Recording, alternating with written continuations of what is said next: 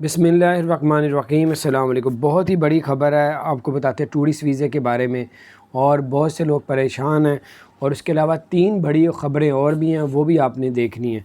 आपको सबसे पहले टूरिस्ट वीज़े के बारे में बताता हूँ। पहले टूरिस्ट वीज़ा अप्लाई करते थे, 3 से 4 दिन में वीज़ा लग के आ जाता था। उसी के अंदर वो इन्वेस्टिगेशन भी करते थे कि इसके ऊपर कोई मसला तो नहीं है, कोई क्रिमिनल कोई रिकॉर्ड तो नहीं है, वो सारा कुछ।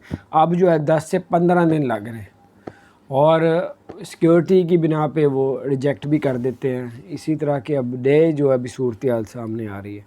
तो वो लोग ये समझते हैं कि पता नहीं क्यों लेट हो गया, पहले तो 3-4 दिन में आ जाता था।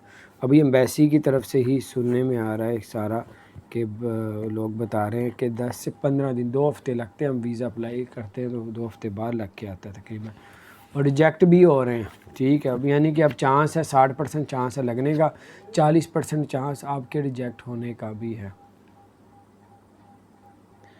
उसके बाद जो है दुनिया का जो सबसे बुलंद तरीन झूला है, उसकी जो है इफ्तिताह कर दी है दुबई में। उसके बच्चों के लिए जो टिकट का रेट है वो 100 दिरहम है, बड़ों के लिए 130 दिरहम है, और फैमिली अगर जाती है तो 370 दिरहम। फिर लुलु सेंटर जो है पूरे यूएई में जो जहाँ जहाँ भी है, तो उसमें 50% डिस्काउंट का ऐलान कर दिया। और जो लोग 100 दिरहम की अगर शॉपिंग करेंगे तो उनको जो है वो 2.5 किलो सोना की कुरंदाजी में वो शमूलियत हासिल कर सकते हैं। उसके बाद जो है तीसरी ख़बर है, जो लोग कार